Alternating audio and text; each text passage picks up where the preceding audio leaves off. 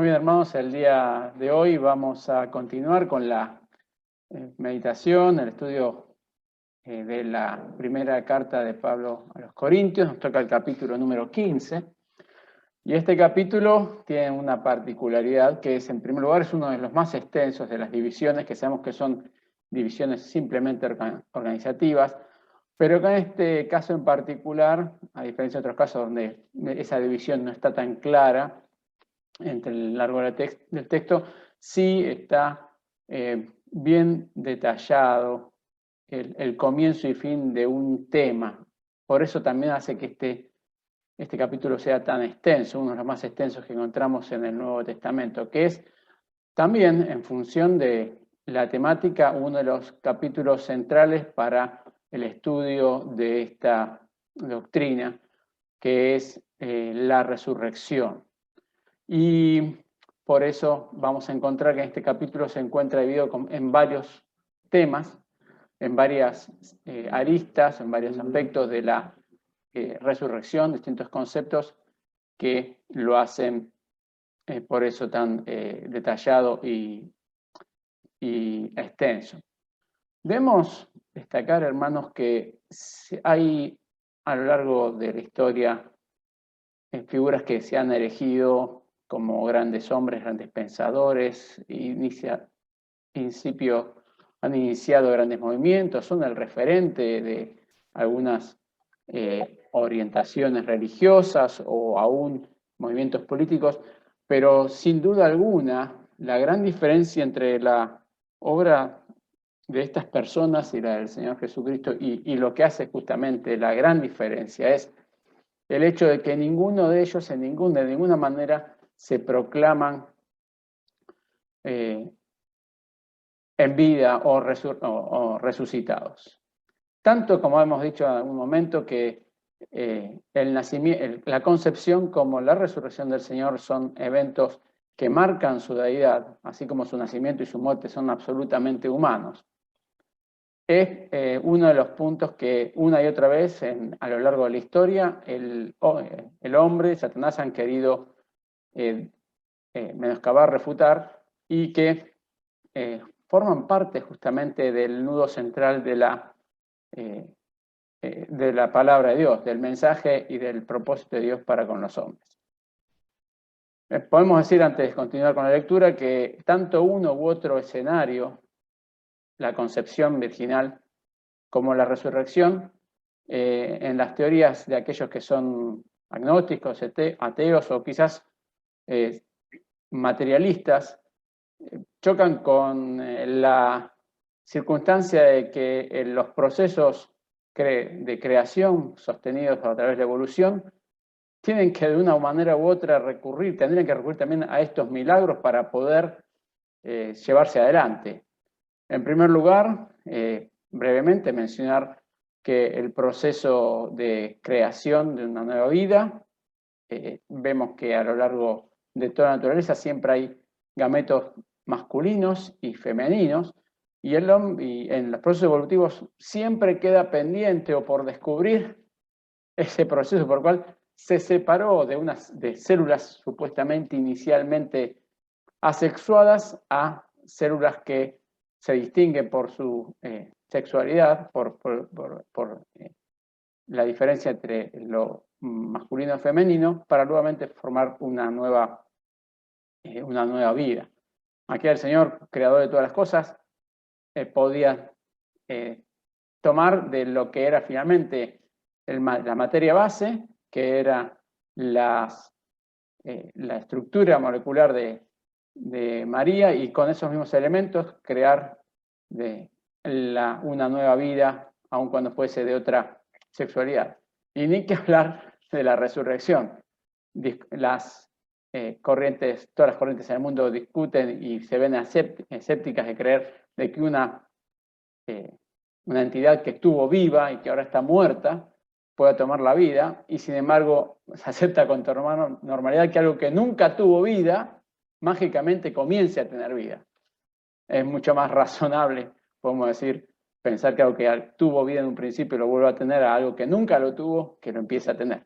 Más allá de esa consideración inicial, como para tomar como punto de referencia lo central y lo absolutamente singular del mensaje y la obra del Señor, vamos entonces ahora a leer la carta de Pablo, y si bien va a ser extensa y vamos a leer, la propia lectura va a permitirnos ver las distintas secciones y hacer apenas algunas breves consideraciones en función del tiempo que tenemos para considerar el texto de la palabra de Dios. Leemos entonces en 1 Corintios 15.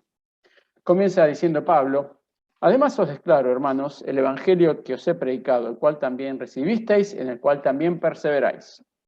Por el cual asimismo, si retenéis la palabra que os he predicado, sois salvos, si no creísteis en vano. Porque primeramente os he enseñado lo que asimismo recibí, que Cristo murió por nuestros pecados, conforme a las Escrituras, y que fue sepultado, y que resucitó al tercer día, conforme a las Escrituras, y que apareció a Cefas, y después a los 12, después apareció a más de 500 hermanos a la vez, de los cuales muchos viven aún y otros ya duermen.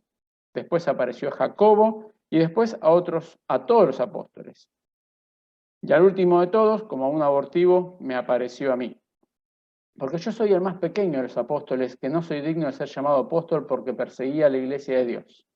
Pero por la gracia de Dios soy lo que soy.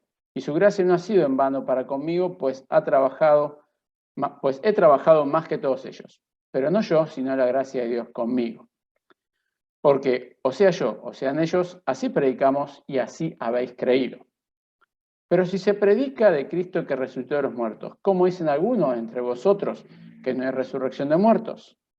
Porque si no hay resurrección de muertos, tampoco Cristo resucitó. Y si Cristo no resucitó tampoco, vana es entonces nuestra predicación. Vana también vuestra fe. Y somos hallados falsos testigos de Dios, porque hemos testificado de Dios que Él resucitó a Cristo, el cual no resucitó, si en verdad los muertos no resucitan. Pero si los muertos no resucitan, porque si los muertos no resucitan, tampoco Cristo resucitó. Y si Cristo no resucitó, vuestra fe es vana, aún estáis en vuestros pecados. Entonces, también los que durmieron en Cristo perecieron. Si en esta vida solamente esperamos en Cristo, somos los más dignos de conmiseración de todos los hombres. Mas ahora, Cristo ha resucitado de los muertos, primicia de los que durmieron es hecho. Porque por cuanto la muerte entró por un hombre, también por un hombre la resurrección de los muertos. Porque así como en Adán todos mueren, también en Cristo todos serán vivificados. Pero cada uno en su debido orden. Cristo, las primicias, luego los que son de Cristo en su venida. Luego al fin, cuando entregue el reino al Dios y Padre, cuando haya suprimido todo dominio, toda autoridad y potencia, porque preciso es que Él reine hasta que haya puesto a todos sus enemigos por debajo de sus pies. Y el postrer enemigo que será destruido es la muerte, porque todas las cosas las sujetó bajo sus pies. Y cuando dice que todas las cosas han sido sujetadas a Él, claramente se exceptúa aquel que sujetó a Él todas las cosas. Pero luego que todas las cosas les estén sujetas, entonces también el Hijo mismo se sujetará al que le sujetó a Él todas las cosas, para que Dios sea todo en todos. De otro modo, ¿qué harán los que se bautizan por los muertos si en ninguna manera los muertos resucitan? ¿Por qué, pues, se bautizan por los muertos? ¿Y por qué nosotros peligramos a toda hora? Os aseguro, hermanos, que por la gloria que de vosotros tengo en nuestro Señor Jesucristo, que cada día muero. Así como hombre batallé en Éfeso contra fieras, ¿qué me aprovecha? Si los muertos no resucitan, comamos y bebamos, que mañana moriremos. No erréis, las malas conversaciones corrompen las buenas costumbres. Velad debidamente y no pequéis, porque algunos no conocen a Dios. Para vergüenza vuestra lo digo. Pero dirá alguno, ¿cómo resucitarán los muertos? ¿Con qué cuerpo vendrán? Necio, lo que tú siembras no se vivifica sino muere antes. Lo que siembras no es el cuerpo que ha de salir, sino el grano desnudo, ya sea de trigo o de otro grano. Pero Dios da el cuerpo como Él quiso y a cada semilla su propio cuerpo. No toda carne es la misma carne, sino que una carne es la de los hombres, otra carne es la de las bestias, otra la de los peces y otra la de las aves. Y hay cuerpos celestiales y cuerpos terrenales. Pero cada una es una es la gloria de los celestiales y otra la de los terrenales. Una es la gloria del sol, otra la gloria de la luna y otra la gloria de las estrellas, pues una estrella es diferente a otra en gloria. Así también es la resurrección de los muertos. Se siembra en corrupción, se resucitará en incorrupción. Se siembra en deshonra, resucitará en gloria. Se siembra en debilidad, resucitará en poder. Se siembra cuerpo animal, resucitará cuerpo espiritual. Hay cuerpo animal y hay cuerpo espiritual. Así también está escrito, fue hecho el primer hombre, Adán, alma viviente, el postrer Adán, espíritu vivificante. Mas lo espiritual no es lo primero, sino lo animal, luego lo espiritual. El primer hombre es de la tierra, terrenal. El segundo hombre, que es el Señor, es del cielo. Cual el terrenal, tales también los terrenales, y cual el celestial, tales también los celestiales. Y así como hemos traído la imagen del terrenal, traeremos también la imagen del celestial. Pero esto digo, hermanos, que la carne y la sangre no pueden heredar el reino de Dios, ni la corrupción hereda la incorrupción. He aquí os digo un misterio. No todos dormiremos, pero todos seremos transformados. En un momento, en un abrir y cerrar de ojos, a la final trompeta, porque se tocará la trompeta y los muertos serán resucitados incorruptibles y nosotros seremos transformados. Porque es necesario que esto incorruptible se vista de incorrupción y que esto mortal se vista de inmortalidad. Y cuando esto incorruptible se haya vestido de incorrupción y esto mortal se haya vestido de inmortalidad, entonces se cumplirá la palabra que está escrita, sorbida es la muerte en victoria. ¿Dónde está, oh muerte, tu aguijón? ¿Dónde, oh sepulcro, tu victoria? Ya que el aguijón de la muerte es el pecado y el poder del pecado la ley, mas gracias sean dadas a Dios que nos da la victoria por medio de nuestro Señor Jesucristo. Así que hermanos míos, amados, estad firmes y constantes, creciendo en la obra del Señor siempre, sabiendo que vuestro trabajo en el Señor no es en vano. Un capítulo, como dijimos, extenso, pero con una gran dinámica y también una lectura a un nivel inicial amena. Y no por eso, sin embargo, profunda. Nos encontramos en este párrafo, en este pasaje, varias secciones.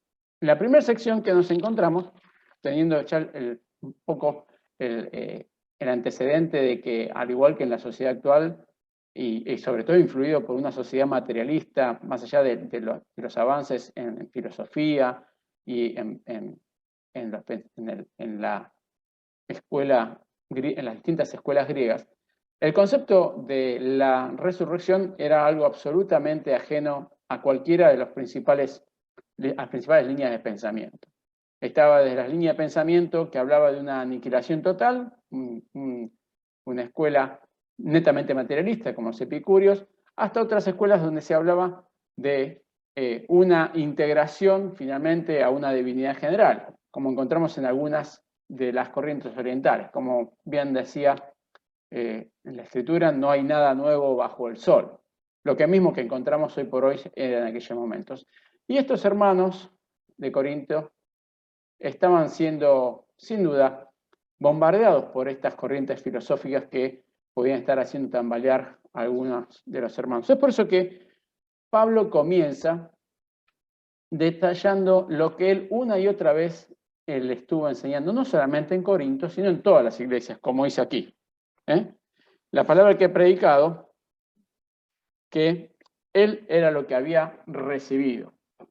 Y lo había recibido, como sabemos, no a través de los distintos hermanos, antecesores de él, no por medio de los apóstoles, sino del mismo Señor, como podemos después, como hemos visto en los días jueves, en la descripción del capítulo 1 y 2, cómo el Señor lo llevó a un retiro espiritual de por lo menos 3 años a Arabia. Allí él le fue revelando toda la verdad que él ya conocía, porque como dice acá, en las Escrituras, que eran hasta aquel momento lo que es el día de hoy, el Antiguo Testamento, estaban relatados todas y cada una de estas verdades, como mismo el Señor le dice a aquellos caminantes de Emaús.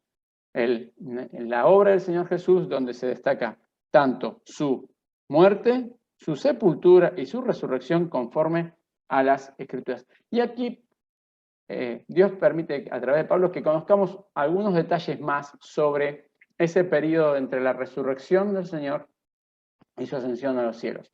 Hay un orden que se puede cotejar y ensamblar con el relato fundamentalmente de Lucas y de Marcos, donde encontramos una secuencia.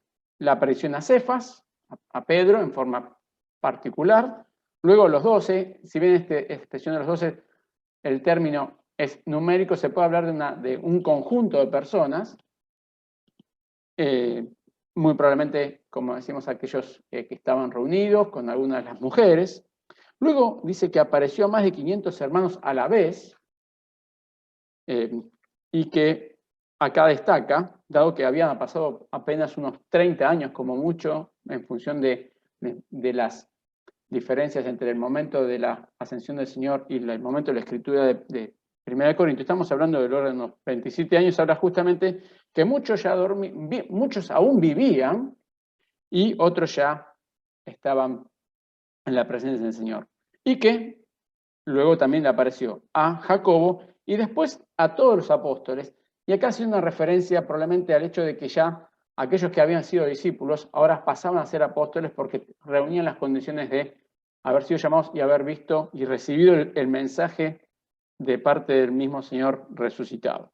Y Pablo hace mención aquí que como un último, como un abortivo en el término de alguien como que afuera de tiempo, pensándose él solamente digno, por así decir, de ser espectador de la resurrección del Señor o de la presencia glorificada del Señor como un simple judío que habría de ver a su Mesías manifestarse, es a quien el Señor se muestra y que en este cúmulo de testimonios que ellos podían contrastar a lo largo de tanto tiempo, la verdad de la resurrección era irrefutable. Podemos en alguna otra ocasión basar alguna meditación en no solamente la evidencia histórica, sino también en las consecuencias morales, sociales y espirituales que hacen que solamente el hecho de encontrar la persona resucitada del Señor pudo haber provocado los cambios que ocurrieron no solamente en las vidas de sus discípulos, en primer término, aquellos 12 o aquellos 11, sino de estos más de 500 hermanos, y aún de Jacobo, que era, por lo que se entiende, el hermano de Jesús, no era ninguno de los dos Jacobos que figura en la lista de los discípulos más cercanos, que luego entendemos por lo que vemos en Hechos, fue uno de los líderes, uno de los referentes en la iglesia de Jerusalén, cuando leemos allí en Hechos 15 o como vimos también en el jueves pasado en Gálatas en el capítulo 2. Lo cierto es que en primer lugar Pablo hace un énfasis en que la resurrección es un hecho histórico inapelable, porque hay una enorme cantidad de testigos que lo han visto, lo pueden testificar, y no solamente eso, sino que esa visión, esa realidad ha tenido un impacto en sus vidas fundamental, un impacto trascendente. Luego Pablo pasa a relatar, más allá de la trascendencia y la veracidad de este hecho histórico consumado e irrefutable, es la importancia de que tiene la resurrección. Como algo hemos mencionado y siempre lo recordamos, ningún otro hombre que haya sido el punto de partida, que haya sido el fundador de ningún otro movimiento, puede emular o equiparar al Señor Jesús porque es el único que realmente ha resucitado. Y porque justamente la resurrección forma una parte trascendental y clave del Evangelio. Forma parte de la concepción del plan de Dios para nuestra salvación. Y aquí en el párrafo del capítulo 15, del 12 al 19, justamente encontramos varias veces estas preguntas porque sí o sí, un condicional para tratar de demostrar de que la resurrección de los muertos es algo posible y que no solamente es posible, sino que es fundamental para la ejecución efectiva del plan de Dios. Si no hay resurrección de muertos de ningún tipo, el Señor Jesucristo, como hombre, tampoco podía haber resucitado. Por ende, todo lo que habíamos leído anteriormente, todos los que se mencionan desde el versículo 5 al versículo 8, previamente eran todos mentirosos. O no resucitan, o sí resucitan. Si no resucitan, todos los que dijeron que lo vieron, en realidad no lo vieron y están siendo mentirosos. Pero más allá de eso, lo más serio de todo esto es que, como vamos a ver más adelante, todo lo que están haciendo finalmente no tendría ningún valor. Lo cierto que vemos acá es que si, como dice el versículo 17, si Cristo no resucitó, el mensaje de salvación es totalmente vano y vacío. Y por lo tanto no hay ningún cambio verdadero y trascendente en la vida de ninguna de estas personas. Todo lo que están viviendo ellos como cambio en sus propias vidas, como ellos han visto y a través de, y que lo podemos ver en lo expuesto por Pablo anteriormente, y lo que ellos han vivido y lo que ellos están viviendo en su sociedad, es simplemente una cuestión ilusoria, no tiene base, no tiene trascendencia. Y los hace finalmente personas absolutamente dignas de la empatía y la conmiseración de las demás personas, porque están viviendo en una ilusión, están viviendo algo que en realidad no es real, están en una burbuja que les abstrae de la realidad, como dice aquí justamente el versículo 19.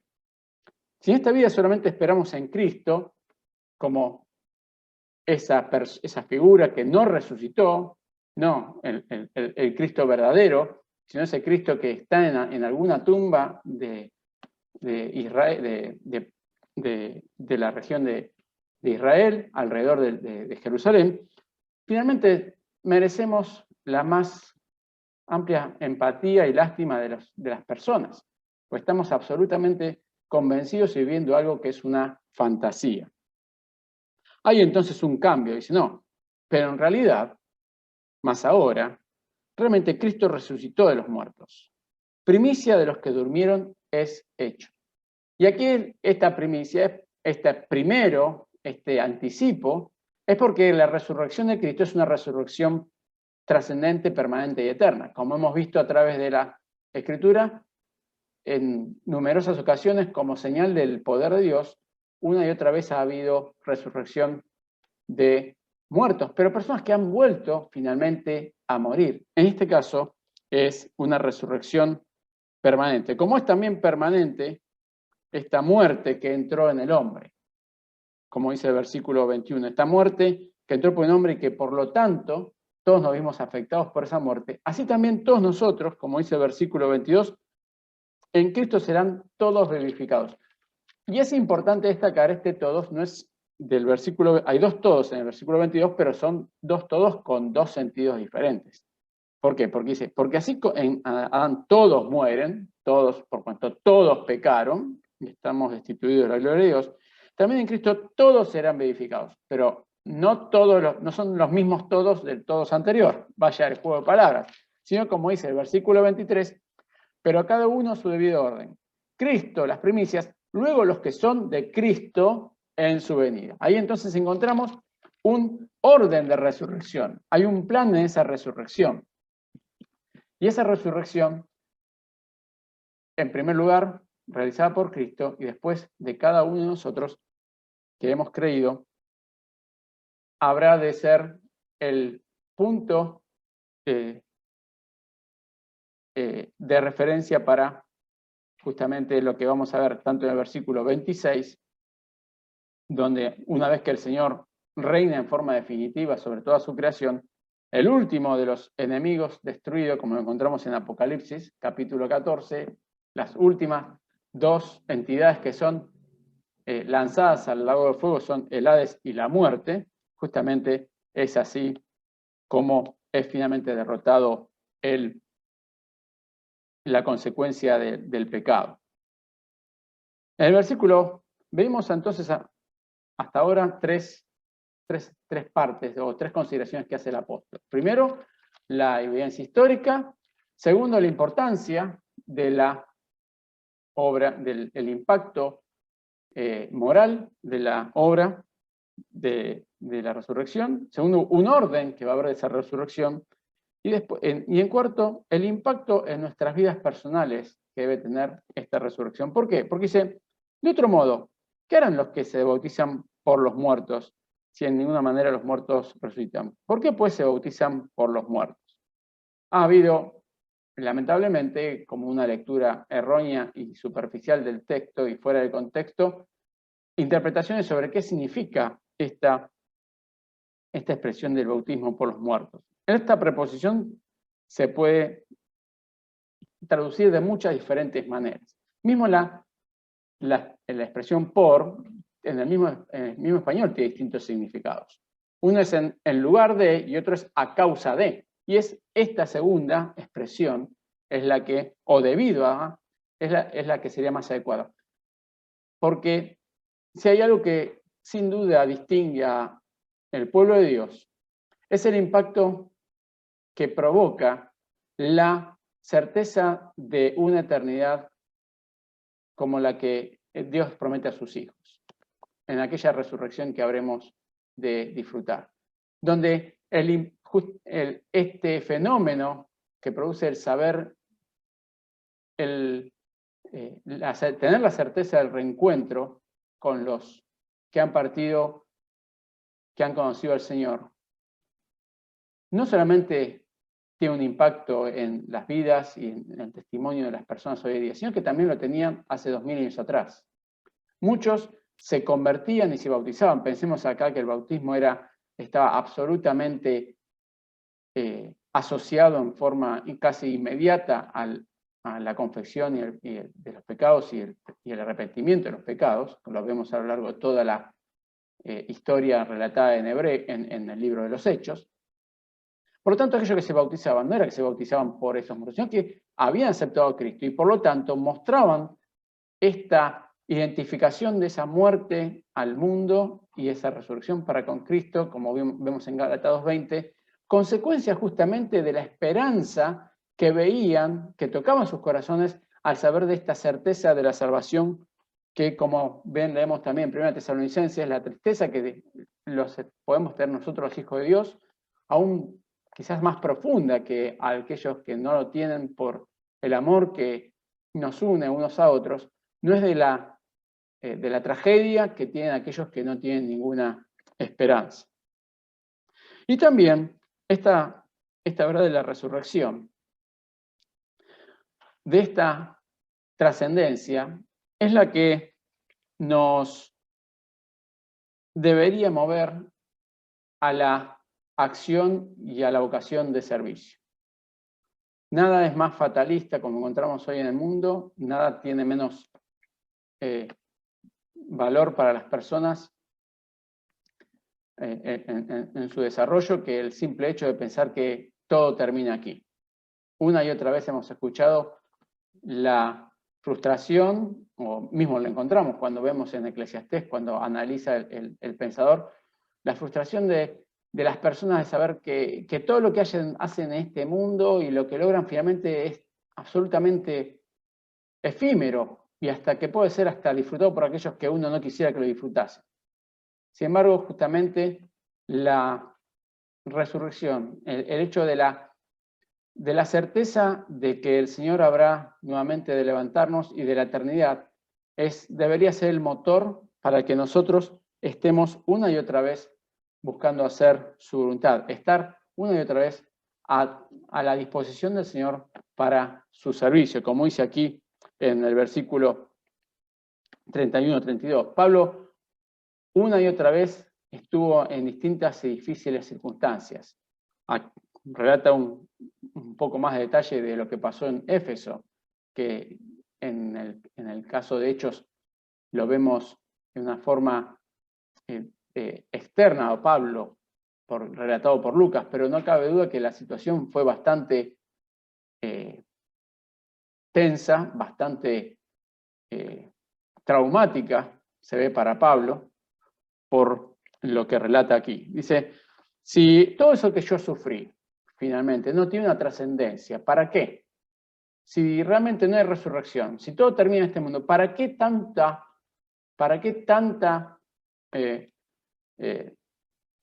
desesperanza, tanto esfuerzo, tanto sacrificio, si no habrá una eternidad, no hay una trascendencia?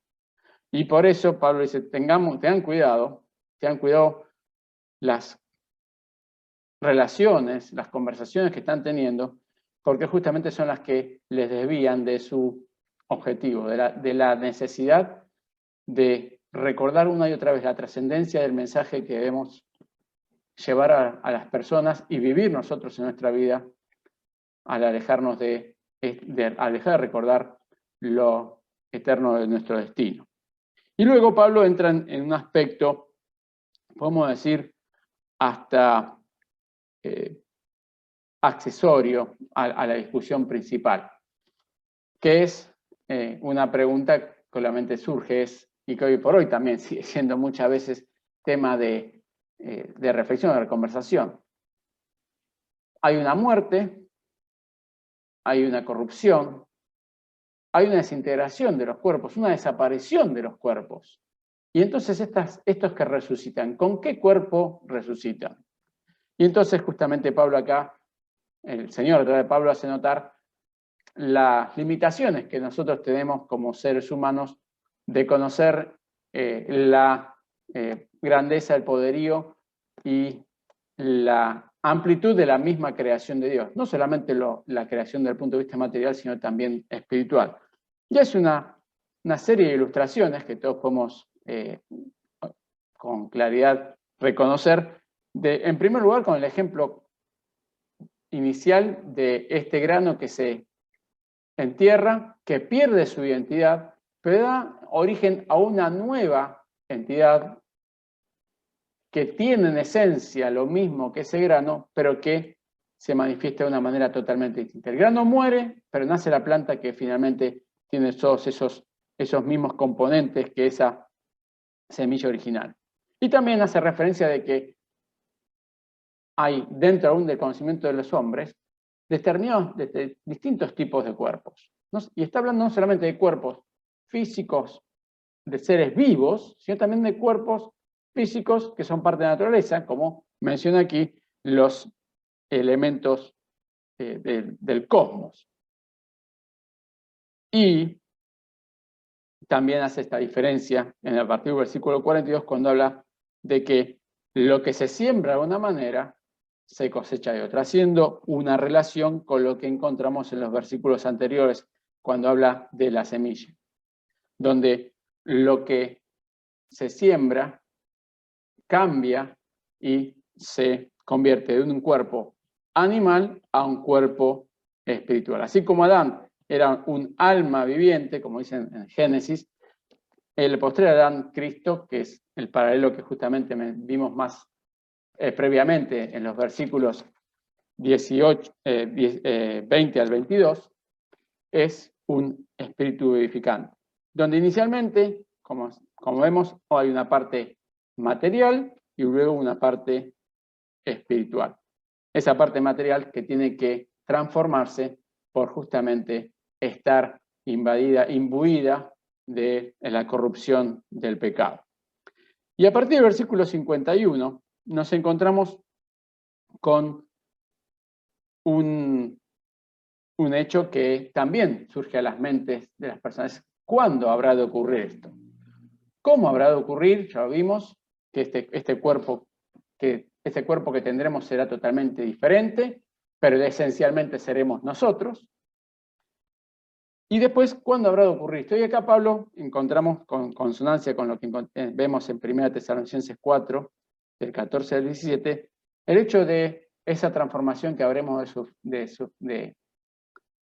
de transcurrir, no podemos decir sufrir, no creo que la vayamos a sufrir, en el término de sufrir como lo decimos nosotros hoy, como algo desagradable, sino justamente como un evento de gran alegría para todos nosotros. Y habla justamente que un misterio, algo que no estaba revelado con anterioridad en las Escrituras, recordemos que ese término misterio hace relación a una verdad bíblica que hasta ese momento, o en las Escrituras del Antiguo Testamento, no se encontraba profetizado. Dice que todos, no todos dormiremos, no todos habremos de pasar por la muerte, pero todos seremos transformados. Y en un momento, acá el término es la palabra que deriva en lo que es átomos, que quiere decir algo que no se puede dividir. O sea, en un transcurso de tiempo que es prácticamente indivisible por lo instantáneo y súbito que es, en un abrir y cerrar de ojos, como un ejemplo también de lo que en aquellos momentos sería quizás lo más rápido que una persona podría concebir en su vida, como un evento sumamente instantáneo. Dice, serán resucitados incorruptibles y nosotros seremos transformados. Como habíamos dicho, es necesario que esto corruptible se vista de incorrupción y que lo mortal se vista de inmortalidad. Y entonces, en ese momento, cuando todos hayamos sido partes de esa cosecha, como vimos en el versículo 23, donde el Señor era las primicias, los primeros, se cumple esta profecía que el Señor ya mencionaba en Isaías 25, que la muerte iba a ser derrotada. El término, a veces aquí menciona sorbida, pero en en otras versiones también se puede traducir como devorada. Una figura quizás aún más fuerte, una figura aún más contundente. Algo que no puede detener, que no puede evitar ser superado, ser controlado, ser dominado y ser absolutamente eliminado. Y luego, nuevamente, la referencia que encontramos al pasaje de Oseas. ¿Dónde está, oh muerte, tu aguijón? ¿Dónde, oh sepulcro, tu victoria? Ya que el aguijón de la muerte es el pecado y el poder del pecado la ley. Mas gracias sean dadas a Dios que nos da la victoria por medio de nuestro Señor Jesucristo. Así que, hermanos míos amados, estad firmes y constantes, creciendo en la obra del Señor siempre, sabiendo que vuestro trabajo en el Señor no es en vano.